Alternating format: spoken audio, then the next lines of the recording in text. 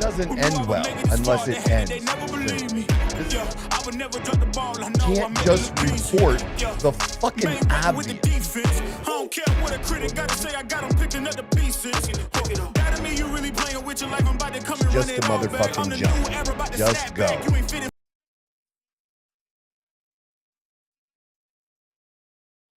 This is the Outlaw Apostle Podcast. I'm your host, Troy Neff. I'm the fucking guy, and it is Friday once again because the weeks just go so fast.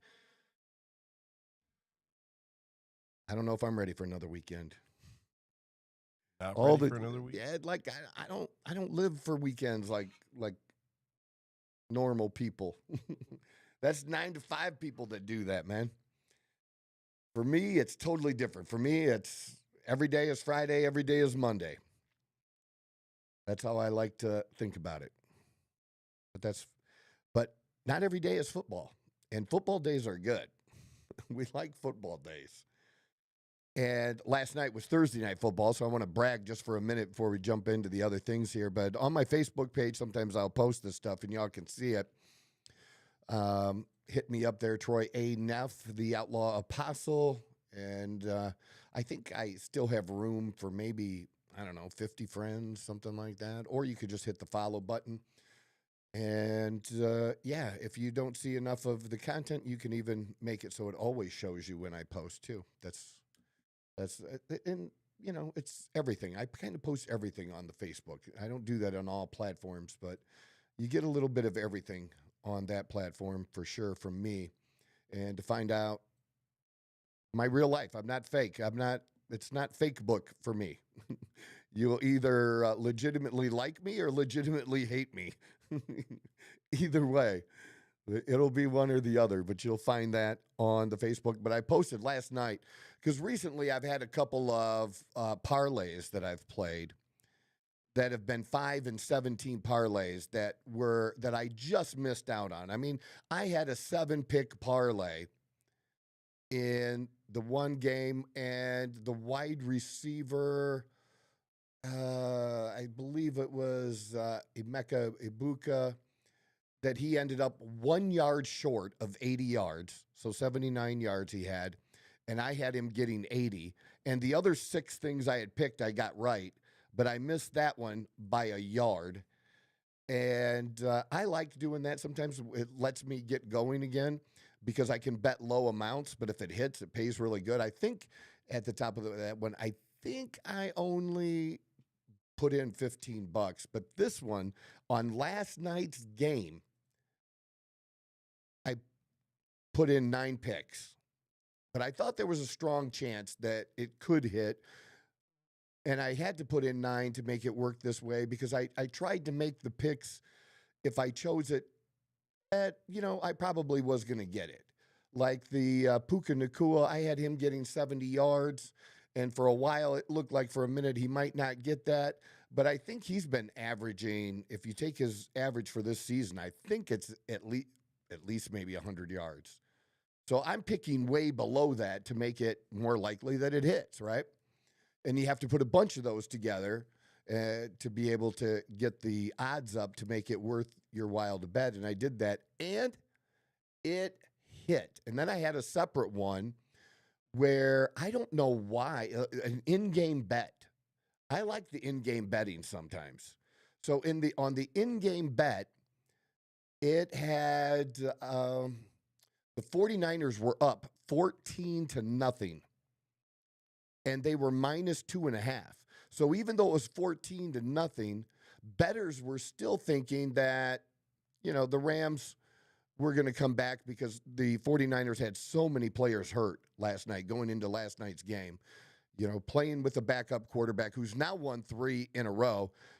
So good for Mac Jones. I liked Mac Jones, obviously, because he's a Bama boy, and he had a rough time. He started out, his rookie year wasn't bad, but he had a difficult time in New England. I still always thought he just had the demeanor, the look, very similar to Brock Purdy, that this guy was NFL starting caliber quarterback. And I promise you, he is not going to be with the 49ers next year. So enjoy having a decent backup this year, guys. That's good, because he's been taking care of business, and he looked really, really good. I think he ended up either close to or just over 300 yards last night. Couple touchdowns, no interceptions, and he got hammered towards the end of the game, and it went into overtime, and he's just hurting. But he got them that last field goal, and I don't know, he could have gone on if they'd have gotten the ball back one more time. That dude just took the hits and stayed out there after he was hurt, and legitimately hurt. That was no pussy shit. If you're a 49ers fan, you're really happy about that. So good for him. I love that. So good for Mac Jones, and good for me. 9-pick parlay, man. You hit a 9-pick. You're doing something right. So just feeling good about that. I share my losses too. I don't just show my wins. I've shared the ups and downs with it, but I've had more ups than downs, and I'm still playing with house money. So that's always a good thing. Then you know you're okay. I do not use electric bill money to make bets. I've never been in that kind of situation. It's not that important to me to bet, but it is kind of fun, and I do enjoy it, like a lot of people do, because it's a big part of business now for all the sports leagues. It's huge. So there we go. Tonight is going to be the Mercury. First game, Mercury and the Aces in Las Vegas. We'll definitely be tuned in for that. We're excited that the Mercury, in our first year as season ticket holders, have made it to the finals. And myself, I'm pretty proud of myself of how I've kind of covered the season this year, and feedback I've given about the Mercury, and being pretty on point. And that's not always easy for people to do when you're rooting for a particular team. But I was able to do that. And I really was serious about what I said about them early on, that they were picked not to really do anything, certainly not to get this far. They were picked to maybe barely make the playoffs. You know, all new.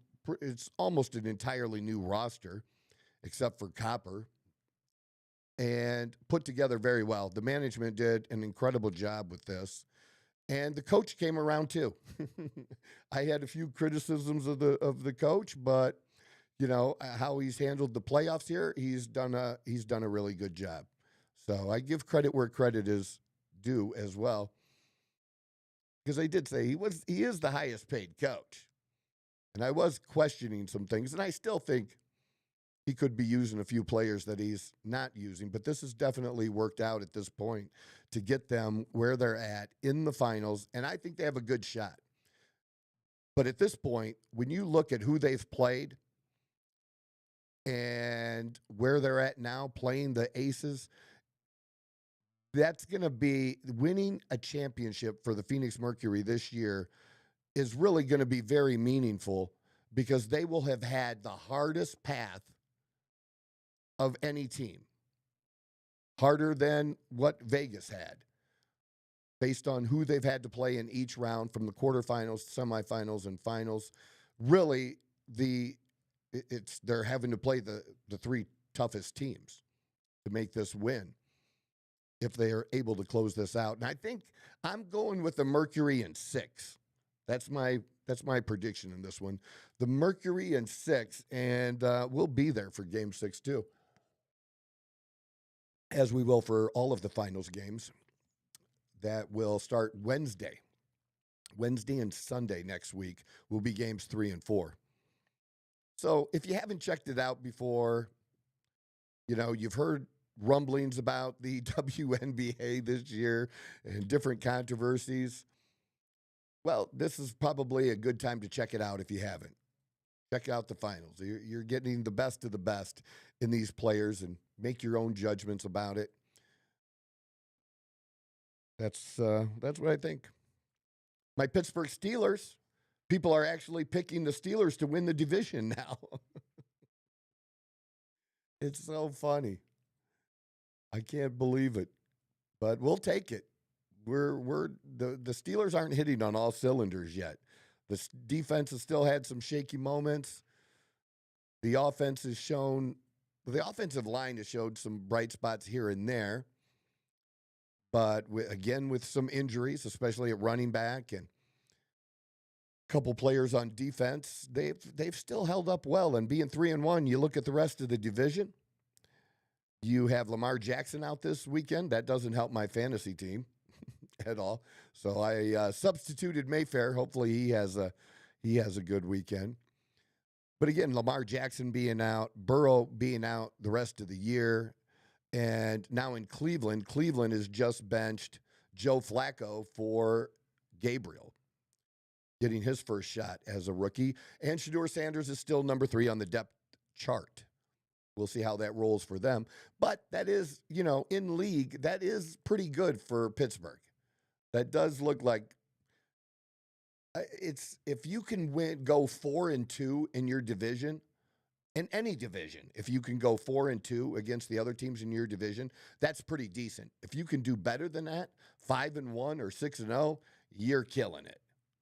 But 4-2 is usually pretty good, and I think the Steelers won't do any worse than that in their division, and certainly could do better. They do have some other tough games.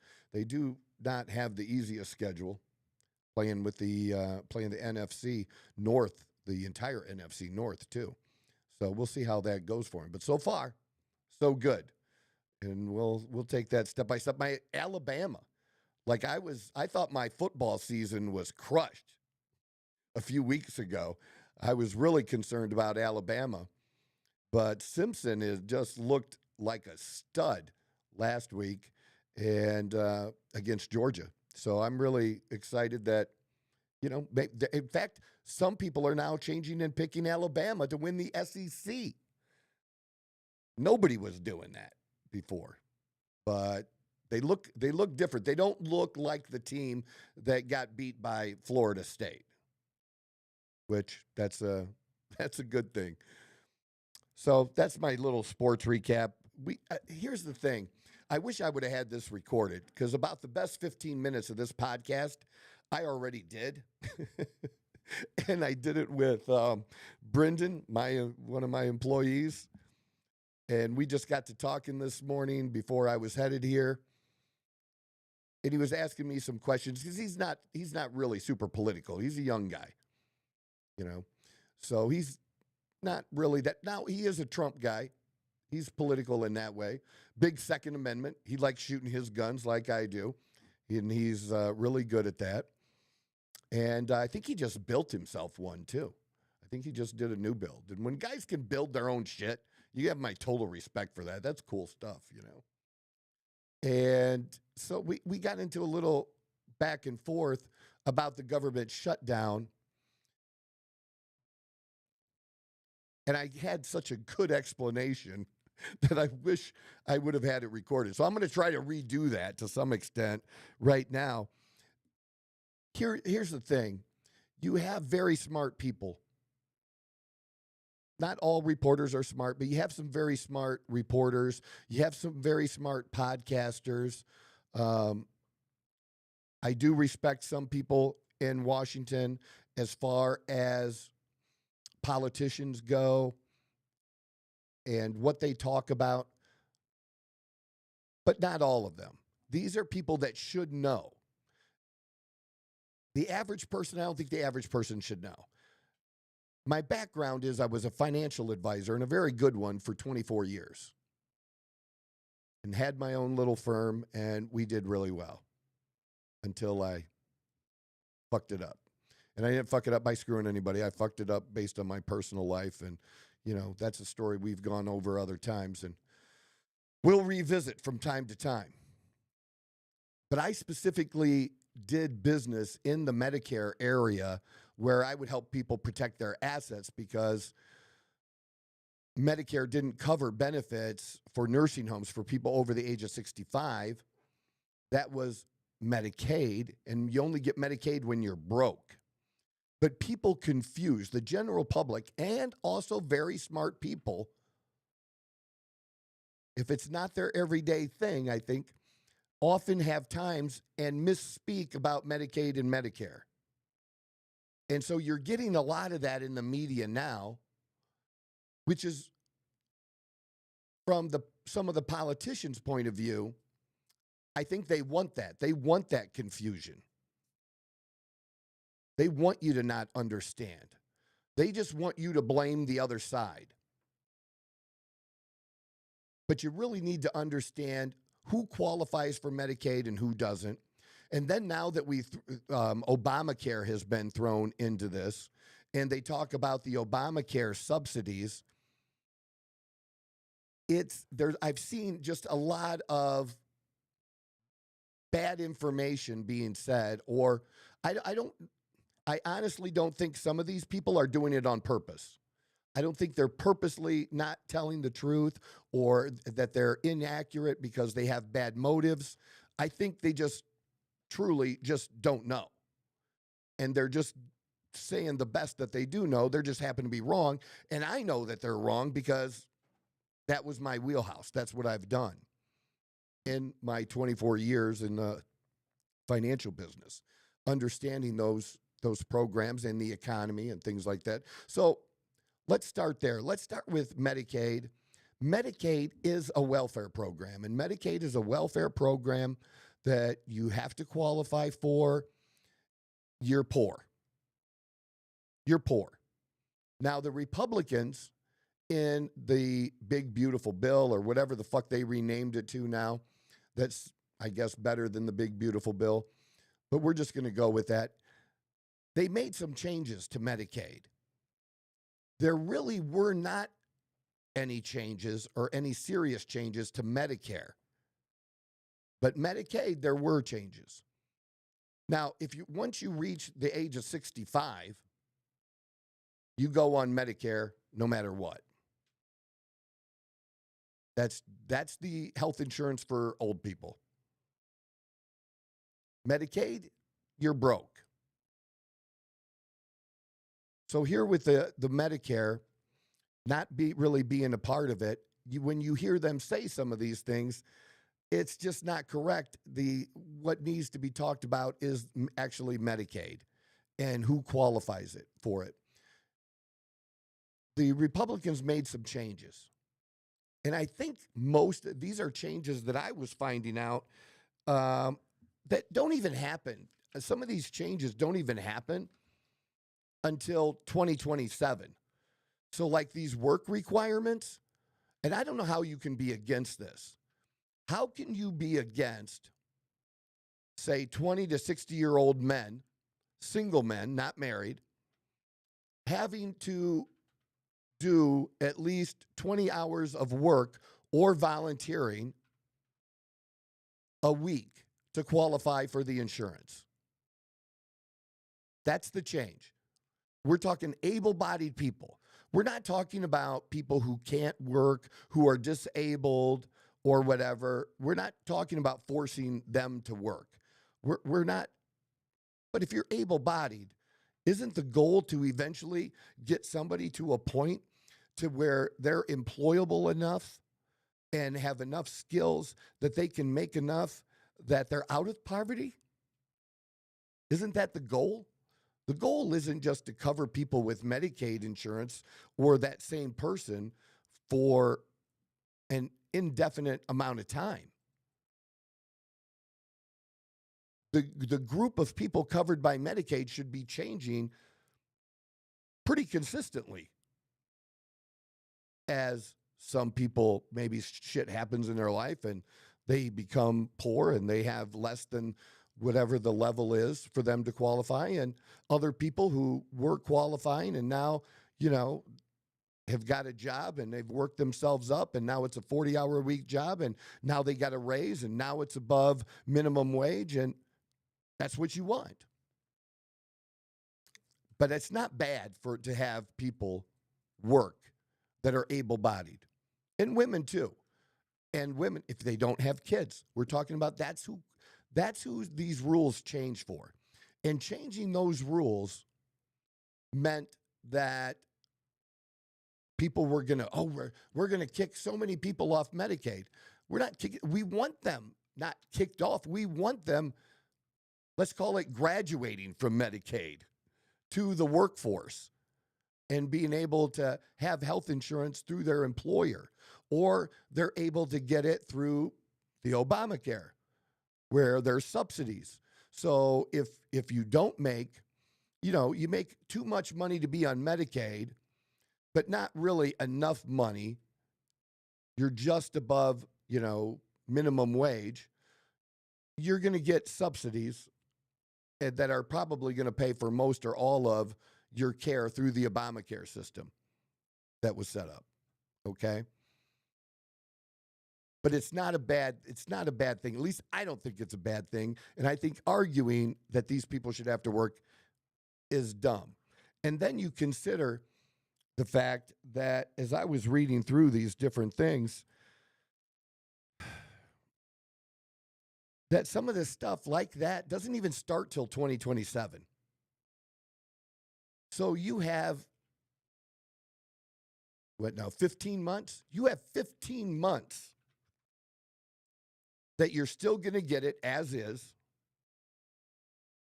and that you're going to have time to figure things out for yourself. And hopefully, for many people in that 15 months, that they decide to just do better for themselves. You're going to have to go to work in 15 months. You want to just do that and just take scraps? Look, assistance, a safety net is meant as a safety net. It's not meant to provide you with a high-quality life. It's just not. And if it did that, what would anybody's incentive be to work? But here's what happened that they're not telling you about the Obamacare subsidies. So remember, people getting the most in the Obamacare subsidies, they make too much to even qualify for Medicaid, but they don't have a good living standard yet. You're helping, you're still helping the poor, but not the poorest of the poor. Does that make sense? That's what we're doing. Well, during COVID, they started handing out a lot more money. And what they did was they made the requirement to be able to get benefits lower. So the income to get the Obamacare subsidies, you could qualify for those subsidies at a lower income. And then they also increased the amount of those subsidies. COVID's over. And they kept those in place, but they expire at the end of this year. That's what the Republicans basically want to let it expire. But remember how I said, once you give something to somebody, it's so hard to get it back. Like I said, even though, because the Democrats criticized Trump for this, Trump's original tax package in his first term was set to expire this year, because that's what he could get passed. But nobody wants to increase people's taxes, right? Which is what would have happened if Trump's tax cuts for middle-class people, not just the rich, had expired. You got to understand, this shit doesn't affect the rich that much at all. It doesn't matter to them. It matters to the middle class. And so nobody wants to tell middle-class people they're going to get a big tax hit and go back to what it was before. So that got passed. So even though it was temporary, it was going to be hard to reverse. And then in the big, beautiful bill with the overtime and the tax on tips, that is supposed to expire, I believe, after 5 years. But like I said, it's hard to take that back. After you've been doing this for 5 years and people, middle class, working people, blue collar type jobs working that overtime, and they get used to, for that 5 years, not paying tax on their overtime, how are you going to let that expire? You're not, right? Well, it's going to be hard for the Republicans to let this expire too. But the thing is, it needs to be negotiated. It just didn't, and before the end of the year, it just didn't have to be negotiated right this moment. And Congress only works on deadlines, right? Like a lot of people do. That sometimes you don't get shit done till it's actually due. And I could say, me personally, I'm a little like that. I'm somebody that if I have a deadline, the closer I get to the deadline is probably the more work I'm going to do on it. Because that's the next hot thing. Oh, this is due tomorrow. I got to present this to a client. You get it done. That becomes top priority. And a lot of people, that's just human nature, that it works that way. So that's what they're doing. They need to sit down and negotiate this. And the thing is, it would increase the cost to continue doing it, would increase costs a lot. It would add a lot to the debt. Now, we have to decide, do we really care about the debt? Because we're not tackling the debt. If you want me to criticize Trump, that's how I'll criticize Trump. That there weren't enough cuts in the big, beautiful bill. And a lot of us felt that way. Elon Musk felt that way, falling out between him and the president, right? It's not that Elon was wrong. He wasn't. But that wasn't going to get passed right then. So sometimes you got to just take what you can get. But we are getting to a point to where maybe we can't come back from the brink, from the edge of the cliff. But shouldn't we try? Because this is actually real, unlike climate change. This is actually a real thing. You just can't, as an individual, a company, or a country, just indefinitely increase debt. You just can't do that indefinitely, and we've been acting like that. Now, Trump's plan right now is to help with as much as you can of that by increasing growth. And other Republicans have done that too, and it's worked a little. But you know the one thing we've never done? We've never increased growth and cut spending at the same time. That would be like you in your personal life getting rid of any extras that you had, canceling your Netflix, because I guess that's what people are doing right now. Some people are canceling Netflix. It's like canceling that stuff, and then you have a 40-hour-a-week job, and then you also decide to work part-time at Walmart and get another 20 hours doing both. Now, you're probably going to be able to dig yourself out of your financial hole if you do both of those things at the same time. Better than if you did either one just individually. That's just common sense, isn't it? This doesn't have to be that complicated. But both sides like to spend money. They just like to spend money on different things.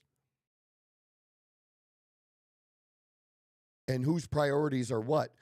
That has to be negotiated. I was a big fan of going back to pre-pandemic levels of spending. Because if we actually did that, if we set that as our target,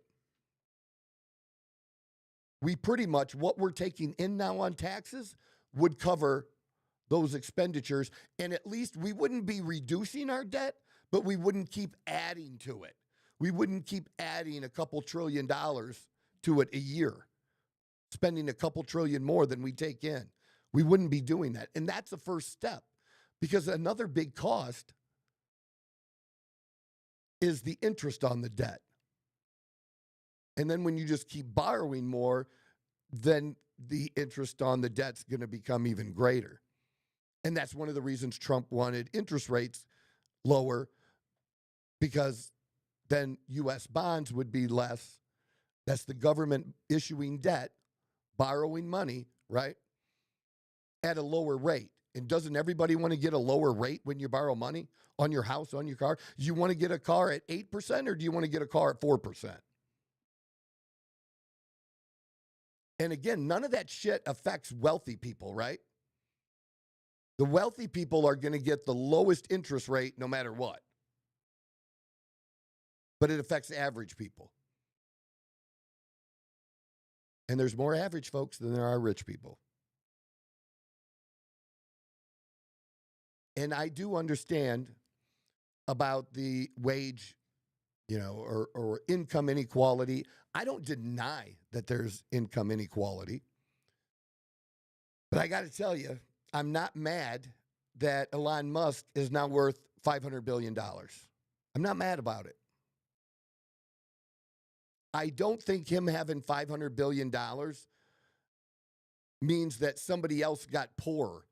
He didn't steal that money from the poor.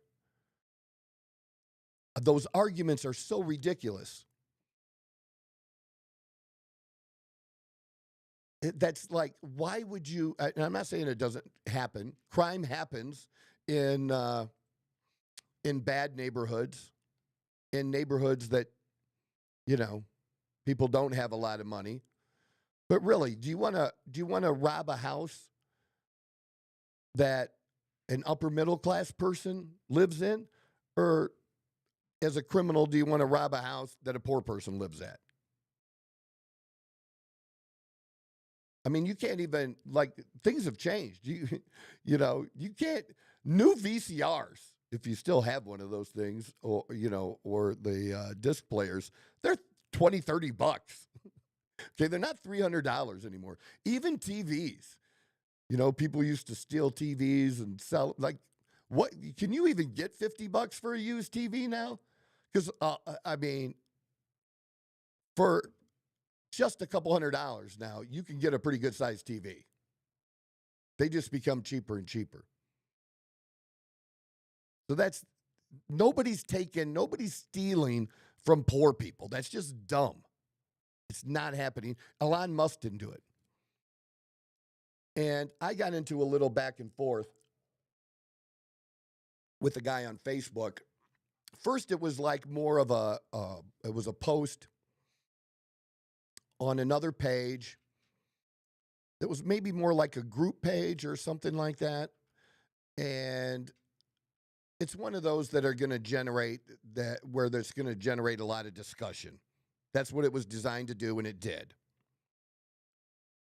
And so this guy commented just about rich people and taxing the rich more. And the rich already pay a lot in taxes, right? So we went back and forth, and he wasn't really,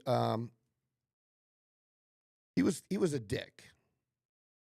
So, and then on my own page, he started checking out my stuff. And all my stuff is open. His page is not. Everything on my page is open. Anybody, you do not have to be a friend or follow me to see everything on my page. Nothing is blocked. I have the most open Facebook there is. But as you can see with what Leo's showing you here, that this Weston dude laughed about my post about, I changed my little pic at the top of my page, that little banner. I saw this Charlie Kirk banner that somebody else was using, and so I stole it because I kind of liked it, because I'm still in my feels about that. This is not something we're getting over right away.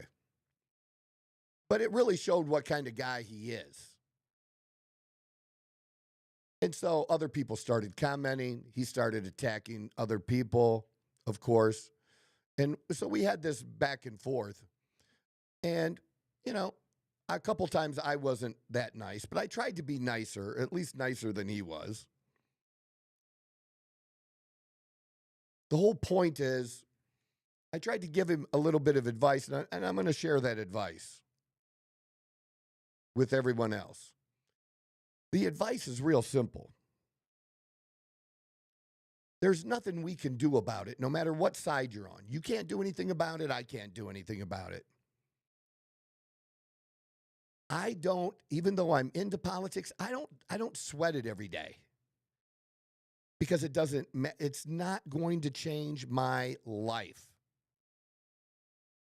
There's no president that's ever made my life better or worse. It just hasn't happened. Because I've done when the economy, when everybody's economy, when they said the economy was really good, my personal economy was garbage. I struggled. And then when the overall economy was bad, I've had times where I did really, really well. Like, really well. So it's not about who's president. Does that shit matter? Can it make a difference? Yeah, a little bit. But that's not something we can control. And people don't like that. You think I don't have empathy. You think I don't care. I come across as cold. When people complain about things, like this guy was, he just whining like a victim. And that's just not a good place to be for anybody, Republican or Democrat. But one side seems to be crying about being a victim a lot more right now. And that's just the truth. It's out there. You can see it for yourself on just about any social media platform. So what can you control? You can control what you do. When things are more expensive and people would bitch about it online, I would always get some heat for saying, just make more money. People would be like, oh, you think that's so easy? What is your other choice? You can cut things, you can budget. I don't like to budget, honestly. Personally, I just don't. And I get people, but I don't live like that. I haven't lived, only during very short periods of time have I ever lived on a quote unquote, a sort of guaranteed check, knowing that I put so many hours into work, I was going to get a set amount. I didn't like that. And even when I did that, I also, like, even going back, I didn't even think of this, going back to, my second job, or I guess it was my third job. My first job was when I was 16 and I was in a pizza crust factory. Then when they turned it union and fired everybody that was under 18, for a few months, I just did odd shit for a guy until I found a legit real job, which was in a retail store. But that retail store, yeah, I just got paid an hourly wage, but I had the chance because I was in the suit department. They actually paid commissions. If you sold over a certain amount of suits, you would get a commission. And that's when I really learned about that stuff. And I made a commission. I was good at suit sales. And then I became a department manager. Again, we still got commissions. So I got extra that way. I got extra. I got my flat amount, but then I got extra based on my performance. The better I was, the more I made. Then obviously as a financial advisor, there was no set amount. It was all generated by fees and commissions. All of it. There was never a set amount. And then when I lost everything and had to start over again, that's when I was back as a journeyman laborer, and I'm back at a set amount an hour. Now, I could make more if I got the overtime. And I'd get some overtime. But I didn't always get it because it depends on how much your supervisor likes you. And how often, if you always showed up, if you didn't take days off, you were reliable. If you took days off, then he probably wasn't going to reward you with overtime.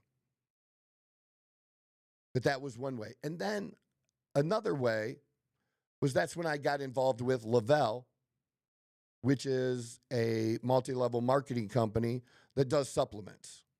And I still use them today. 10 years, I still use their vitamin and nutrition program because I like it. I believed in it then. I still think it's good today. They have a couple products that I don't like that I think are not very good products. And I would be honest and tell somebody that too, that asked me about their program. I would say, this is good, this is good. Yeah, that, no, you might want to get that. If you really want that product, there are other better places to get it, because that's just who I am. That's just the reputation I've built. But that was all commission, right? I didn't get paid, but I had very little investment.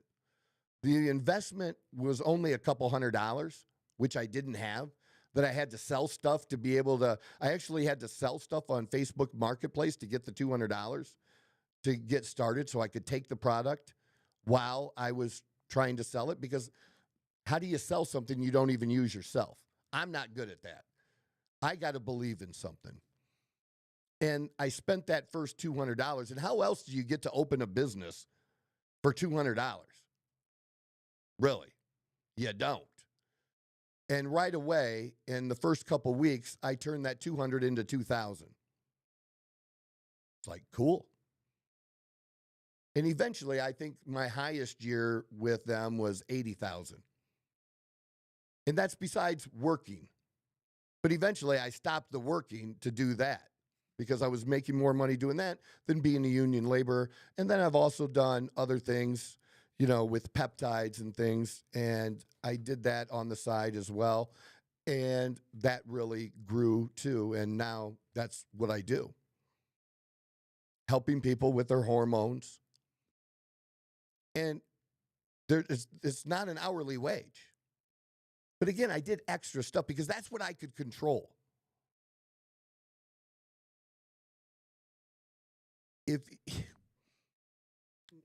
It's just I didn't want to live that life. I didn't want to live that 40-hour week life and not be able to enjoy life the way I wanted to enjoy life. I like being able to do what we do. I like being able to go to games or any concert I want to go to. I like to be able to go into any type of restaurant that I want to, high-end restaurants. I like to be able to fly first class now. I enjoy being able to travel like that. Again, I'd like to get to a level where I don't have my own airplane, but where I could fly private. I'd like that. That would be a cool thing. And that may or may not happen, but that's kind of a goal of mine. But wherever I go, unless one's not available, I'm typically staying at one of the best hotels in town. And obviously that's not going to be on the cheaper side. But I do that because I can. But I earned it. I did extra. Because you're not going to be able to do that on most 40-hour-a-week jobs. There's just not many of those you can do that. You might be able to get a job where it's 40 to maybe closer to 50 hours and you're paid a salary. And, you know, look, 100,000 used to be a thing. And we all know that it's not what it used to be. It's just not. Not to do a level that, you know, I want to do. I did the best as I could and worked my way up. I probably, so when I made less a few years ago, I cooked more. And I would cook the best steaks. I would buy the best meat because I could and I could afford it. I couldn't afford to drop $600 on dinner for two every week. I can now. And we go out to eat more than once a week. Now, we don't go out to that type of restaurant, you know, a few times a week usually, but usually at least once a week, sometimes every other week, sometimes once in 2 weeks, or even a couple times in a week to go to. And we have the best of the best restaurants here. That's what we have access to. And I like being able to do that. But as my income increased, my lifestyle increased too. And I did that by providing value for people. That's how I built this business. And that's how any business grows. You have a price for your product or service, and you're asking people to give you a certain amount of money for that product or service. And for them to come back on a regular basis, they have to feel like that what they're paying for that they're at least getting what you're charging for it in value, or even more. It's better if it's more. It's better if I'm selling you $200 worth of products and you feel like really the value of that is closer to $300. You feel good about that. And I do that by not, at least right now, I don't charge for my consultations. And you go somewhere else, you might be paying $200-$300 for that hour consultation that I'm just adding in with the $200 they're spending on the product. So that's where that added value, they feel good about giving up that $200 because they're getting this extra value on the side too. And when they do that, they see that I really care about them. And I do. But that's how the business has grown. And because my product isn't the most expensive, but it's not the cheapest. I didn't want to compete with the cheapest because the people who are the cheapest aren't offering the services that we do. That's the difference. That service. So people are willing to pay an extra $10 a product that maybe they could get that product somewhere else, but then they're on their own to figure everything out. And people don't like to do that. With me, they're getting, a good analysis. I'm reading their lab work, and I'm showing them, what doses work, what doses don't work. Telling people that, yeah, you were being charged for this, but you really don't.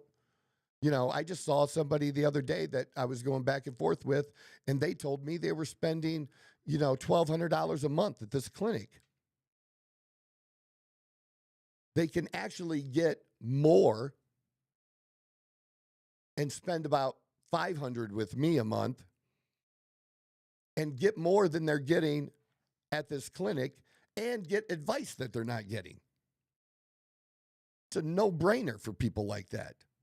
None. They're like, they think it's awesome. And I do too. And I do well. I don't have to, hammer people and take every penny. That's not my goal. My goal is to be fair to the client and fair to me. But my knowledge is worth something. And they could decide. If you don't think it's worth it, you go somewhere else.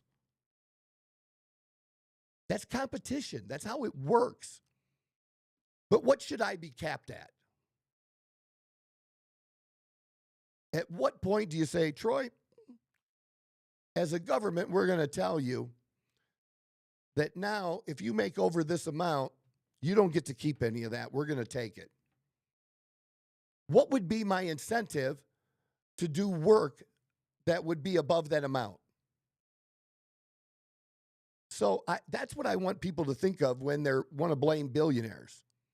Because think about this, Elon Musk, they tried to take this motherfucker out earlier this year, right?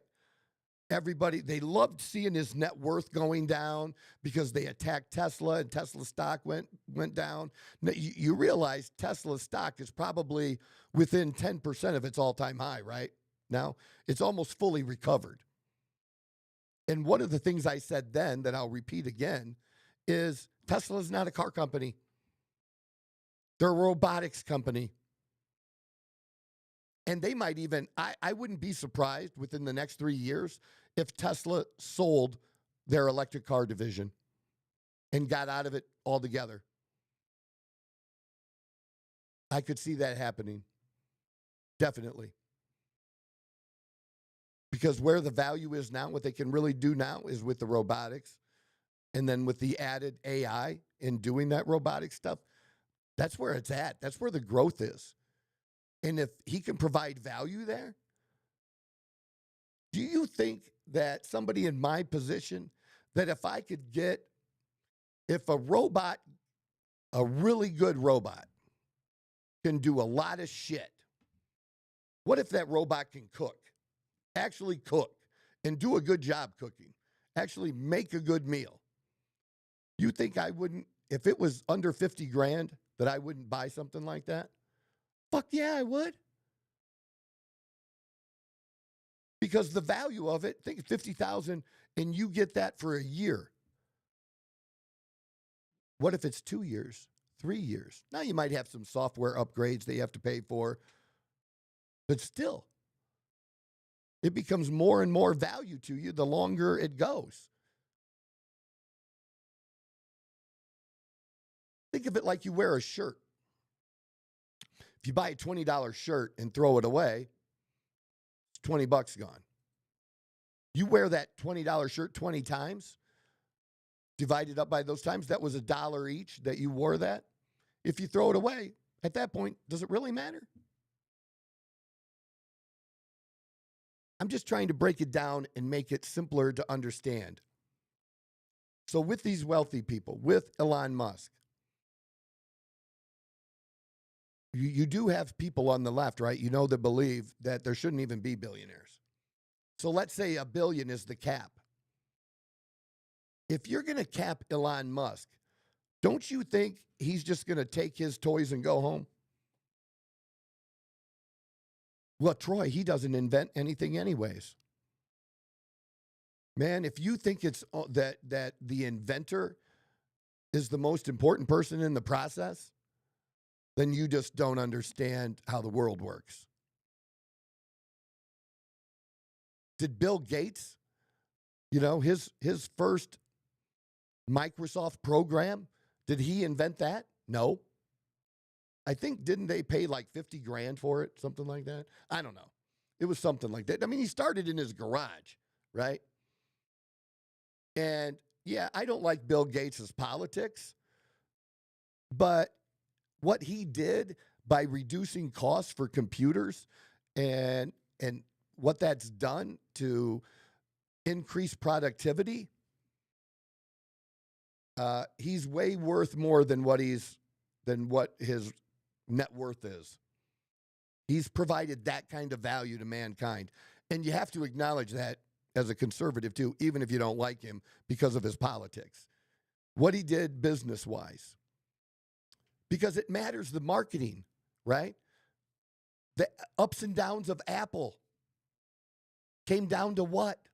Apple had the better product a lot of times over Microsoft, right? Why was Microsoft the dominant one in every office and Apple wasn't? Now that's changed now more, but for about 20 years, that was the case. Marketing. Difference was marketing. For myself, I thought I was a really good financial planner. I knew what to do for people. I was really smart.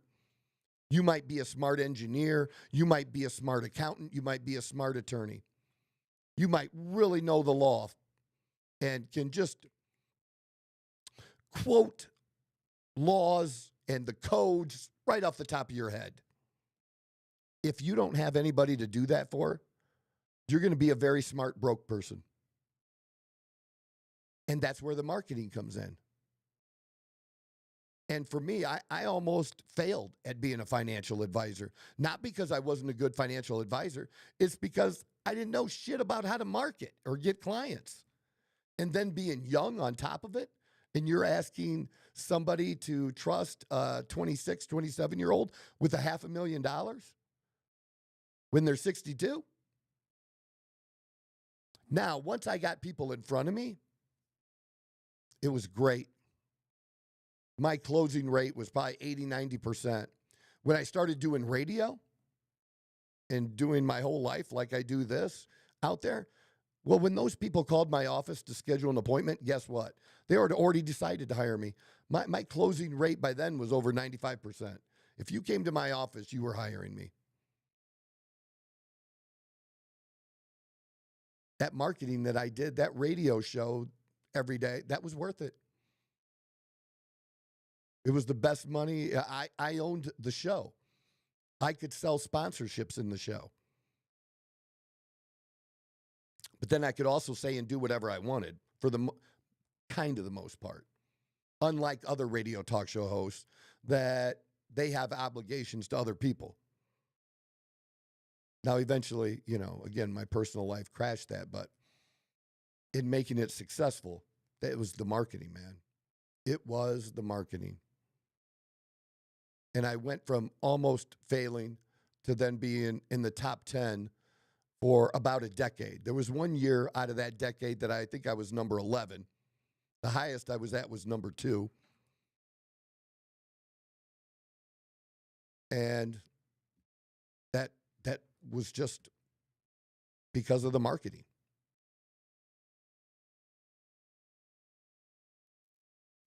That's what you could control. It's a different world. You have to look through different lenses. I understand the different aspects because I've done both. I've done the blue collar work. And I appreciate that blue collar work. I appreciate the people that do it. But you got to understand what it is and what it does. And if you're going to do that,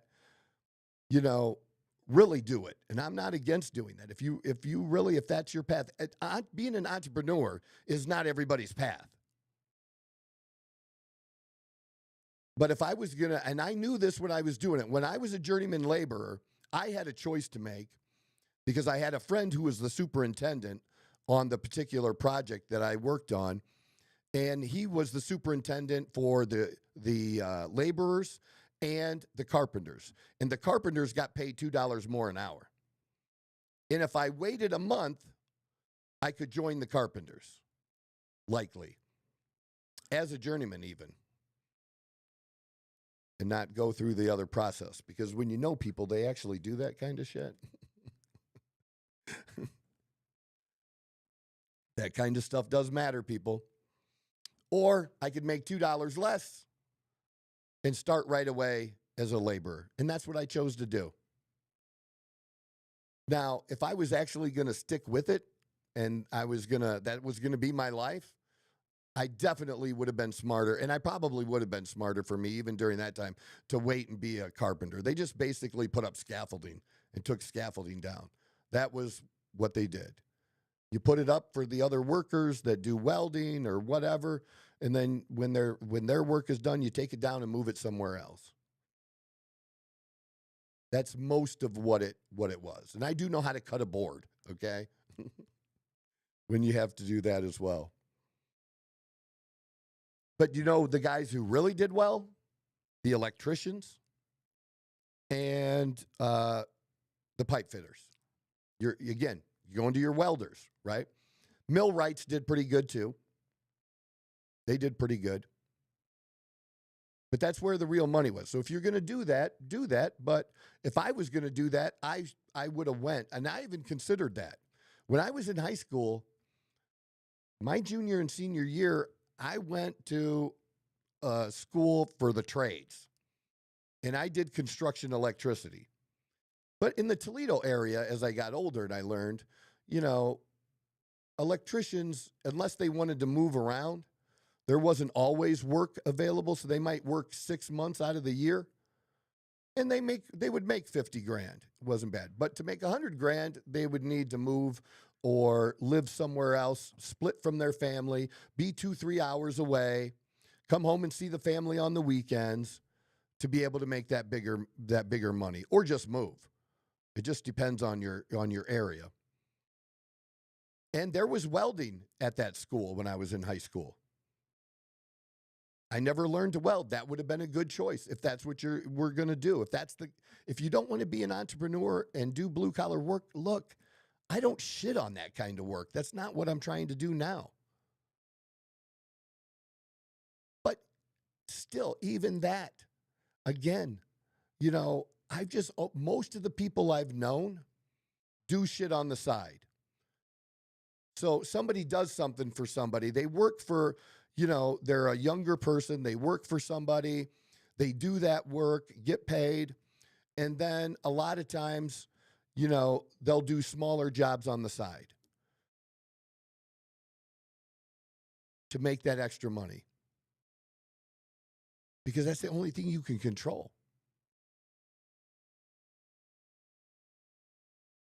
So why live? Why be mad at other people and for what they have? Don't be mad at me because I have what I have. You can do that. And I'm not going to become Elon Musk. I have no illusions about that. And maybe I shouldn't have that ceiling on myself, but I'm pretty sure that that's not going to happen. And I'm not totally satisfied with being at the bottom of the top 1%. I'd like to move up from there. But I know it's probably not likely unless I got into some other things or figured out something else. And, I'm 57 now. It was not easy doing what I've done over the last 10 years to get back to where I am now. But at least what I'm doing, I do believe a lot of people can do that. I actually do. I believe Leo can do it.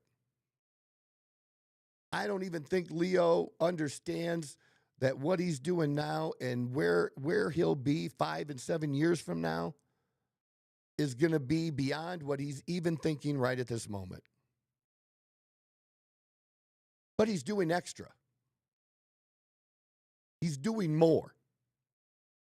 And as the more gets better and better for him, eventually what's going to happen is the bank will fall away. Eventually. Because why do that when you can make more doing what he's enjoying and loving to do? And is good at it and has control over it. And learns. It's not easy to not have that safety net of a set amount of a paycheck. But again, you can't expect, this goes back to, I know I've gotten off of a little bit of the Medicaid and Medicare that I was talking about in the government, but it all plays together. It all fits together because you have to understand how this stuff works, that capitalism, and that's what this guy was ranting about, he was ranting about capitalism. Look, capitalism has its flaws. And the biggest flaw is crony capitalism. That's what everybody should hate, is crony capitalism. And that's when you have a president like Obama take a company like Solyndra, who was failing, and bail them out, and then the company goes bankrupt. But the people who did the original investing that should have lost money, they were made whole before the company went down. And that was the government doing that. That's not right. You have to learn as an investor that you're taking a chance that you can win it all or lose it all. That's the chance they take. You're not supposed to be able to be bailed out like that. The bailouts, that's why I was against all the bailouts. Bail out of the banks. Because then people that were doing shitty things, if you bail them out, then what's their incentive to stop doing shitty things? Or there isn't. Because they just know if things get bad enough, government will step in. They did before. It can't be that way. If you're going to take the risk to be super wealthy, a billionaire, or, into having a net worth over 100 million, then you have to be willing to take the loss too. And most of them are, and they should. But when they get friends in high places, when they give campaign contributions, and this is on all sides, and I understand how that works. That's crony capitalism. That sucks. I agree. But of all the systems out there, right now, capitalism is the best system. And nobody has come up with a better one yet. And even ones that are not full capitalistic systems out there, with some of these smaller countries, capitalism does contribute to why they are successful. So then you can't be, they're just ranting about, that's what the whole Antifa shit is all about. And look, I get it with the big corporations. I do. But let me explain it to you that these big corporations, they are specifically why your schools suck. Because these schools are designed to make you an employee someday, not to be an entrepreneur. They don't teach anything entrepreneurial. What they should at least do is teach you how to survive being an employee. And they don't do that either. On how to manage money. You should know how interest works on a home, on a car. You should be taught that before you're 18. Because a lot of people, they're 30 years old and they still don't know how that shit works.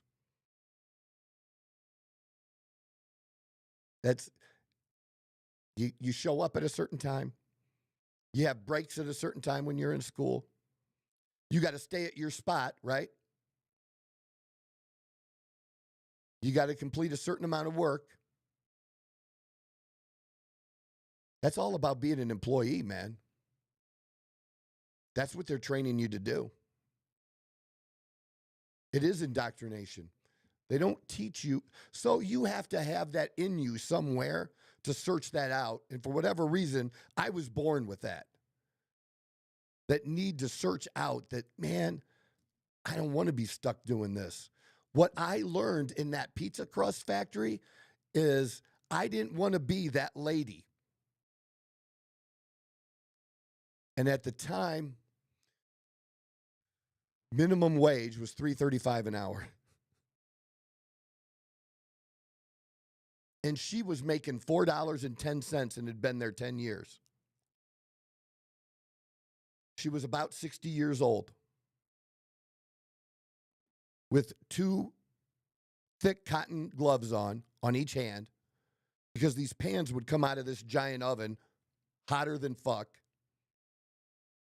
And her job was to knock those crusts off the pan and let those pizza crusts go onto a conveyor belt and cool down for 30 minutes before we put them in boxes back in packaging.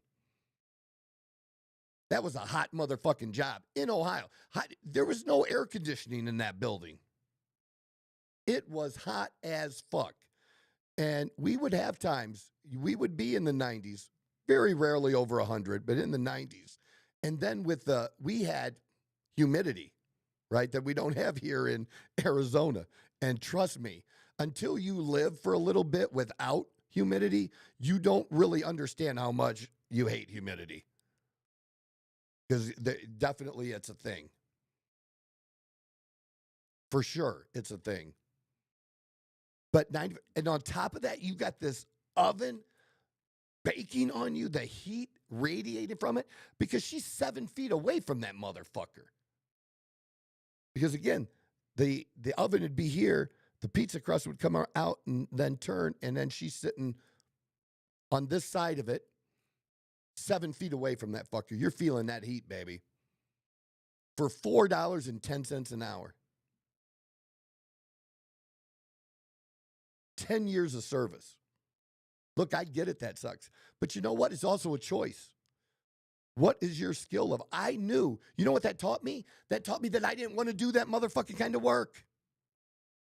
But I had to do that then. And even then, I worked 4 hours on Saturdays cleaning it with a bunch of my cousins that also worked there.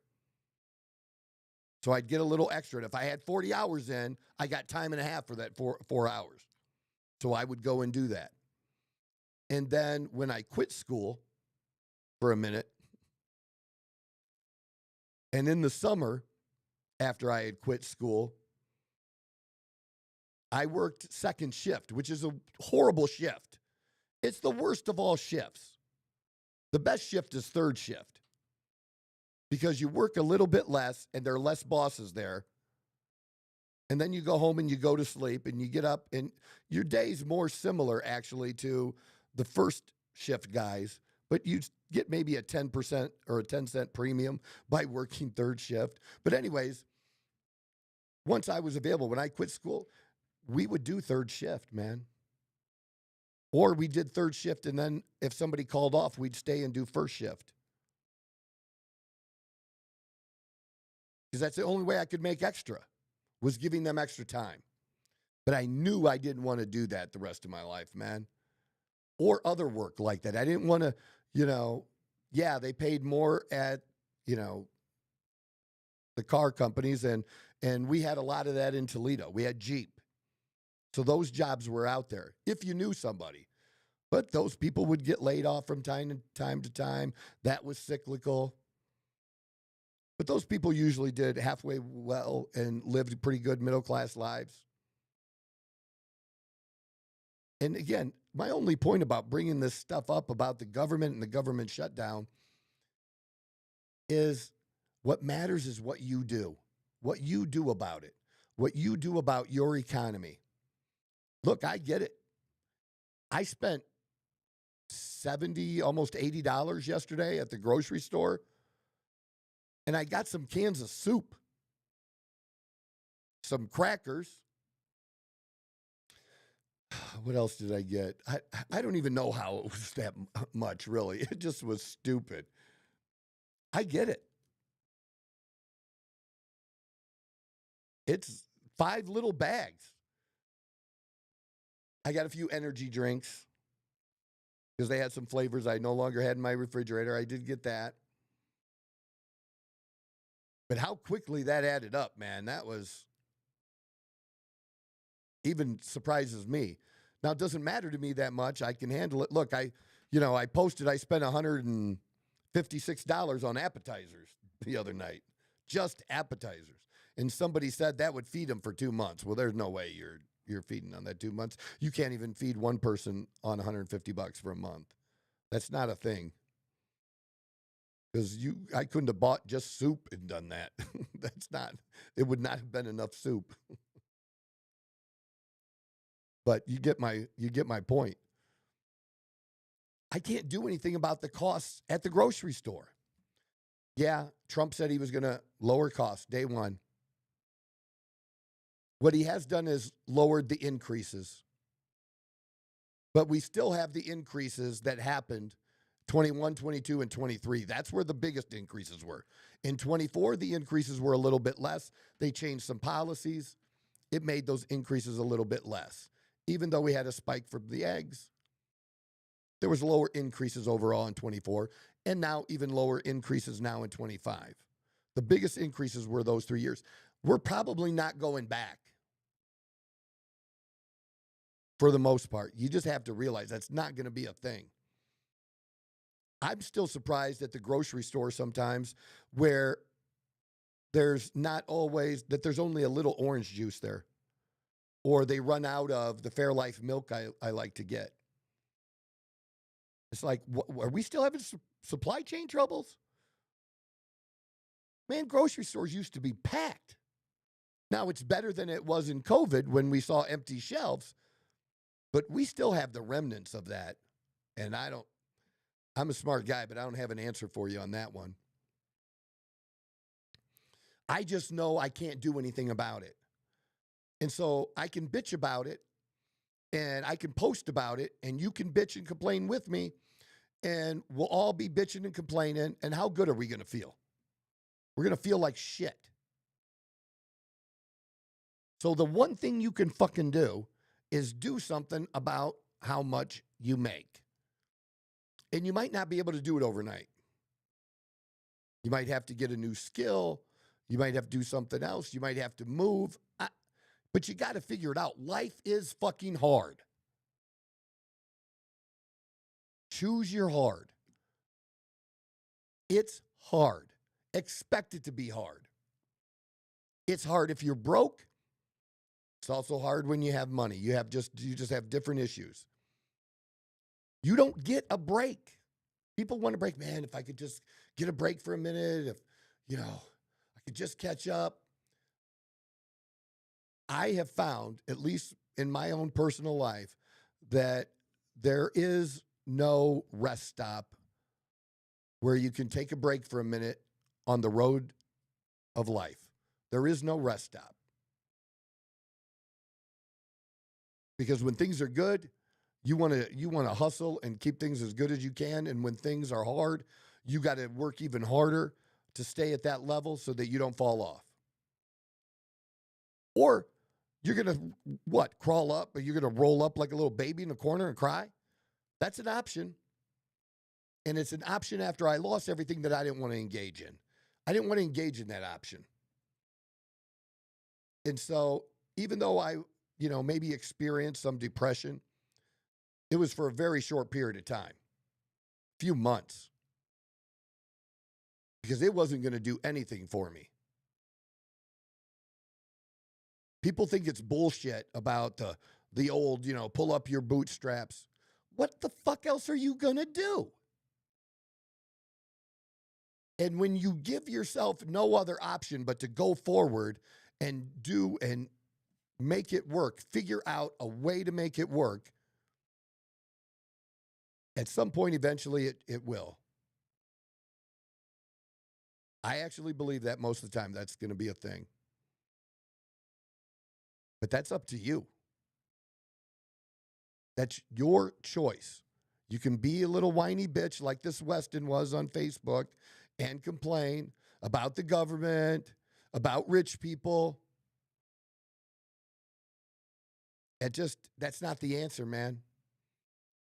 They're really, and he even said so. He believes there's a finite pie. That's the difference. I don't believe there's a finite pie. I was taught and believe and understand that we can make the pie bigger. And that's what we've done in the history of human beings, is make it better. Because I can tell you, if we go back 1,500 years, 1,000 years, there was a greater percentage of poor people versus there was no middle class, really. You had poor people, and then you had your kings and queens and knights and, your different level of people at the top there. But they were a handful. Everybody else was either a slave or you were a free slave. That's the only way I can describe it. And a lot of you are free slaves now. You think you're free, but you're a slave to whatever you do. It's just what it is. And things have gotten better. The pie's gotten bigger. There is a middle class now, and the middle class is hurting. And I understand that. I understand the wealth gap, as I said before, but you got to understand what's causing the wealth gap. And that's probably a whole show on itself, but I'll just give you this quick overview. Inflation doesn't hurt rich people like it hurts everyone else. And so when there is inflation, and we had super high inflation under Biden, the rich got richer by a lot, and the poor got poorer. Why? Because even though things got more expensive for everybody, including the rich had assets. And assets like homes, real estate, gold, silver. Look at what those did during those years. Even in the last year of gold, how well gold has done. Over 30%. Assets went up.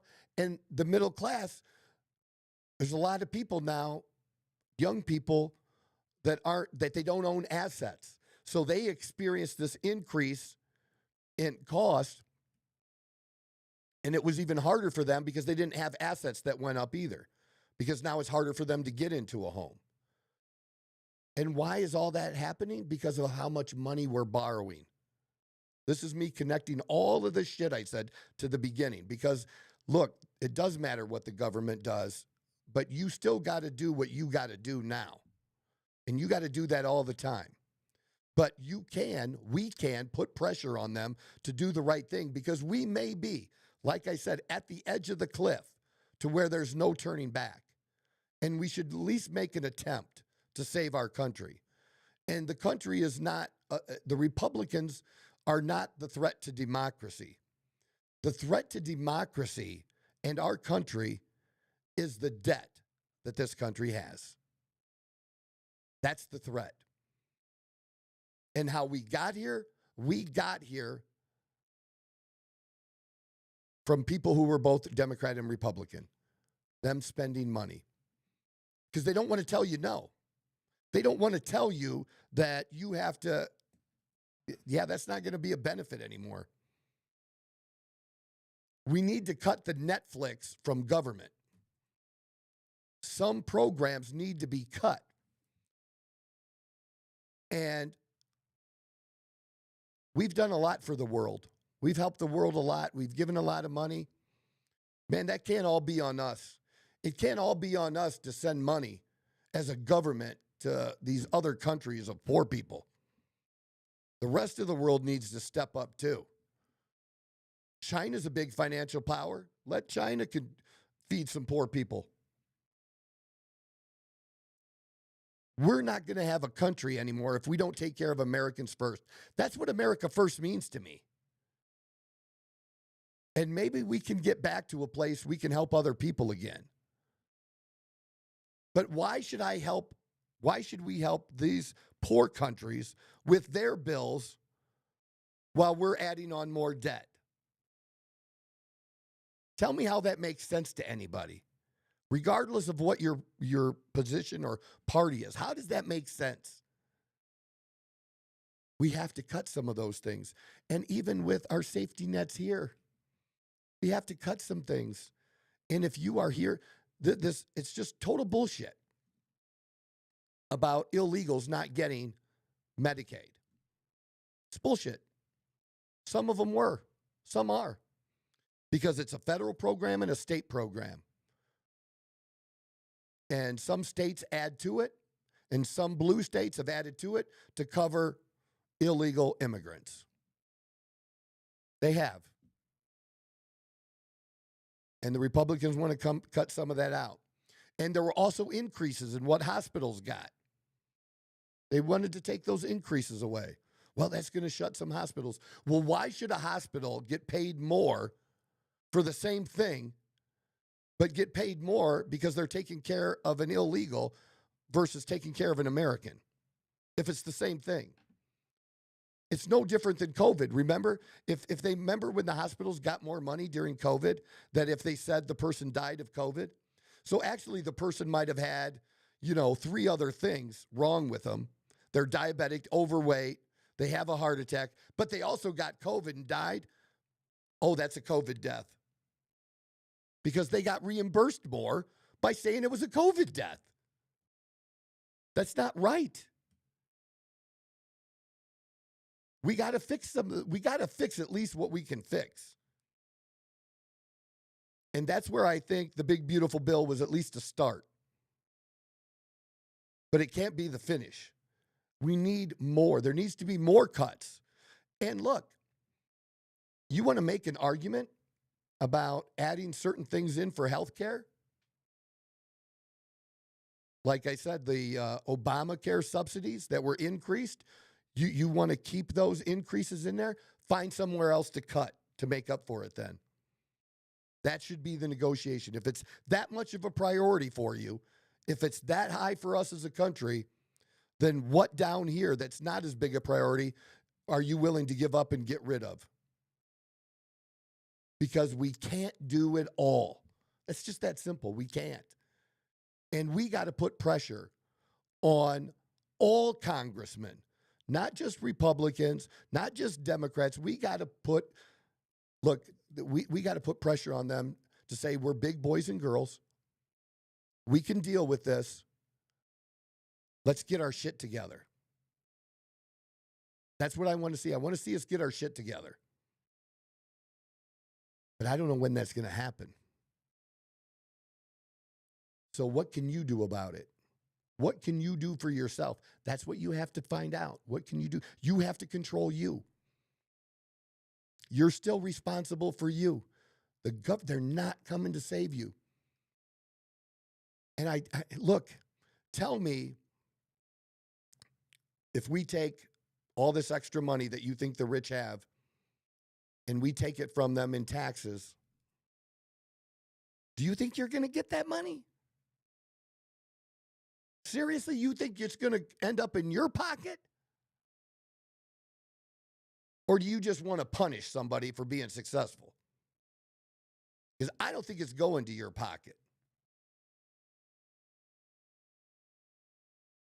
And I know, like I said, I worked for shitty employer before at that pizza crust factory. Those people were shitty that owned that company, that family.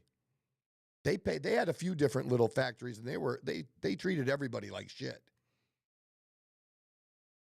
But then there's guys like me. I don't employ a lot of people, but I employ a few. I try to take care of people. I try to do pretty well. I've always done that.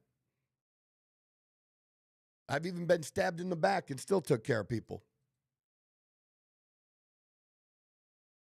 Because I think it's the right thing to do, and I think in the long run, I think I get more for it, good than bad. So I want to take care of people, because if I got somebody doing something and I like what they're doing and they're providing value to me, and, Leo's done that. My employee Brendan has done that. Edie has done that. But like Brendan, I have him doing some new things over the last few months. And he actually took the bull by the horns and became more valuable to me. And it's not because I showed him how. He knew what I wanted done. He knew what the finished product was that I wanted to, where I wanted to be and look at. And he figured out how to get us there. Because I didn't have time to do that because I was doing my thing. That's why he was getting paid. And he created extra value for himself. Guess what else? Now that he's more valuable, guess what he gets? More money. And it's every bit. It's making my business better. It's making my business able to grow more. I'm not greedy. I'm not going to keep all that. That's what y'all think. You think, that every company wants to fuck you and, steal from labor. Look, there's bad companies out there. There are also good companies out there. And if you're working for a bad company, guess what you got to do? Figure out how to work for somebody else that doesn't suck. You're not entitled. You're not owed a job. You're not owed a roof over your head. You're not owed medical care. It's personal responsibility. You got to take that on yourself. You got to grasp that personal responsibility and say, it's all on me. Even though it shouldn't be, you got to do it anyways so that you can make the changes you want to make.